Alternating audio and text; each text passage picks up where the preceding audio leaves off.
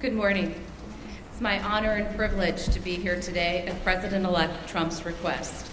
He's asked me, as you've just heard, to speak about the conflicts of interest and the steps he's taking. As you know, the business empire built by President-elect Trump over the years is massive, not dissimilar to the fortunes of Nelson Rockefeller when he became vice president. But at that time, no one was so concerned. President-elect Trump wants the American public to rest assured that all of his efforts are directed to pursuing the people's business and not his own. To that end, as he explained a few moments ago, he directed me and my colleagues at the law firm Morgan, Lewis & Bockius to design a structure for his business empire that would completely isolate him from the management of the company. He further instructed that we build in protections that will assure the American people the decisions he makes and the actions that he takes as president are for their benefit and not to support his financial interests. As he said, he's voluntarily taking this on. The conflicts of interest laws simply do not apply to the president or the vice president, and they are not required to separate themselves from their financial assets. The primary conflicts of interest statute, since some have questioned this, is Section 18 U.S.C. 208, and it's simply inapplicable by its terms. And this is not just our interpretation. It's Congress itself who made this clear in 1989 when it amended Section 18 U.S.C. 202 to state that, except as otherwise provided, the terms office and employee in Section 208 shall not include the president. Even so, President-elect Trump wants there to be no doubt in the minds of the American public that he is completely isolating himself from his business interests. He instructed us to take all steps realistically possible to make it clear that he is not exploiting the office of the presidency for his personal benefit. He also sought the guidance of individuals who are familiar with and have worked extensively in the fields of government ethics and constitutional law. Critical to the Morgan Lewis team is Fred Fielding, standing here to our side and with us today. And many of you have known him. He has served several presidents over the years, including serving as counsel to Presidents Ronald Reagan and George W. Bush, as well as serving on President George H.W. Bush's Commission on Federal Ethics Law Reform, and he also held the position of Vice Chair of the Ethics Resource Center. Mr. Fielding has been extensively involved with and approved this plan. He's here today to support the plan, and he will continue to provide guidance as the plan is implemented and as Eric, Don, along with others, take over management of the Trump Organization. I'm going to detail some of the extraordinary steps now that the President-elect is taking. First, President-elect Trump's investments in business assets, commonly known as the Trump Organization, comprising hundreds of entities, which again, if you all go and take a look at his financial disclosure statement, the pages and pages and pages of entities have all been or will be conveyed to a trust prior to January 20th. Here is just some of the paperwork that's taking care of those actions. Second, through the trust agreement, he has relinquished leadership and management of the Trump Organization to his sons, Don and Eric, and a longtime Trump executive, Alan Weisselberg. Together, Don, Eric, and Alan will have the authority to manage the Trump Organization and will make decisions for the duration of the presidency without any involvement whatsoever by President-elect Trump. Further, at the President-elect's direction, the trust agreement provides to ensure the Trump Organization continues to operate in accordance with the highest and legal ethics standards, an ethics advisor will be appointed to the management team. The written approval of the ethics advisor will be required for new deals, actions, and transactions that could potentially raise ethics or conflicts of interest concerns. President-elect Trump, as well as Don, Eric, and Alan, are committed to ensuring that the activities of the Trump Organization are beyond reproach and cannot be perceived to be exploitive of the office of the presidency. President-elect Trump will resign from all officer and other positions he holds with the Trump Organization entities. Further, in addition, his daughter Ivanka will have no further involvement with or management authority whatsoever with the Trump Organization. As she and Jared move their family to D.C., Ivanka will be focused on settling her children into their new homes and their new schools. The President-elect has also already disposed of all of his investments in publicly traded or easily liquidated investments. As a result, the trust will have two types of assets. First, it will hold liquid assets, cash, cash equivalents, and treasuries, and perhaps some positions in a government-approved diversified portfolio, one that is consistent with the regulations from the Office of Government Ethics. Second, the trust is going to hold its pre-existing, illiquid, but very valuable business assets, the ones that everyone here is familiar with. Trump-owned, operated, and branded golf clubs, commercial rental property, resorts, hotels, rights to royalties from pre-existing licenses of Trump marks, productions, and goods. So things like Trump Tower, Mar-a-Lago, all of his other business assets, 40 Wall Street, will all be in the trust. Through instructions in the trust agreement, President-elect Trump first ordered that all pending deals be terminated. This impacted more than 30 deals, many of which were set to close by the end of 2016.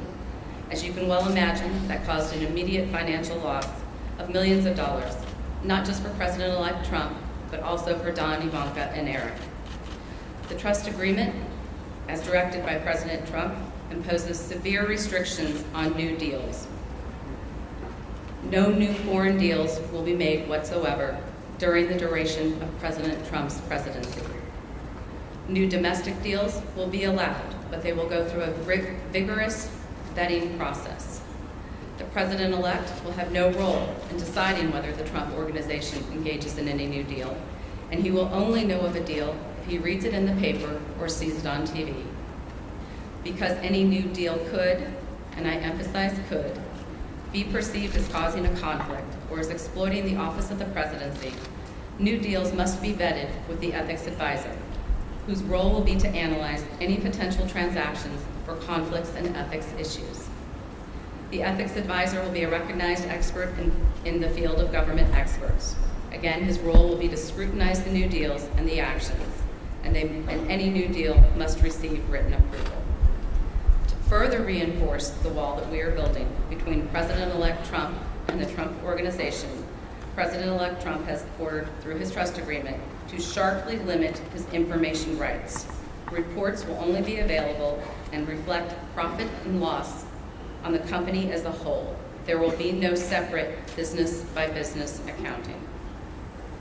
Another step that President-elect Trump has taken is he created a new position at the Trump Organization, the position of Chief Compliance Counsel, whose responsibility will be to ensure that the Trump businesses, again, are operating at the highest levels of integrity and not taking any actions that could be perceived as exploiting the office of the presidency.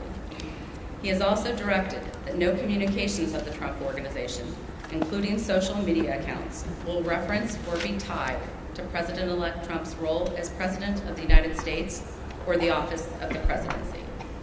In sum, all of these actions, complete relinquishment of management, no foreign deals, ethics advisor approval of deals, sharply limited information rights, will sever President-elect Trump's presidency from the Trump Organization. Some have asked questions. Why not divest? Why not just sell everything? Form a blind trust. And I'd like to turn to addressing some of those questions now. Selling, first and foremost, would not eliminate possibilities of conflicts of interest. In fact, it would exacerbate them. The Trump brand is key to the value of the Trump Organization's assets. If President-elect Trump sold his brand, he would be entitled to royalties for the use of it, and this would result in the trust retaining an interest in the brand without the ability to assure that it does not exploit the office of the presidency. Further, whatever price was paid would be subject to criticism and scrutiny. Was it too high? Is there pay for play? Was it too much paid to curry favor with the president-elect? And selling his assets without the rights to the brand would greatly diminish the value of the assets and create a fire sale. President-elect Trump should not be expected to destroy the company he built. This plan offers a suitable alternative to address the concerns of the American people. And selling the entire Trump Organization isn't even feasible. Some people have suggested that the president-elect sell the business to his adult children. This would require massive third-party debt, sourced with multiple lenders whose motives and willingness to participate would be questioned and undoubtedly investigated. And if the president-elect were to finance the sale himself, he would retain the financial interest in the assets that he owns now. Some people have suggested that President-elect Trump could bundle the assets and turn the Trump Organization into a public company.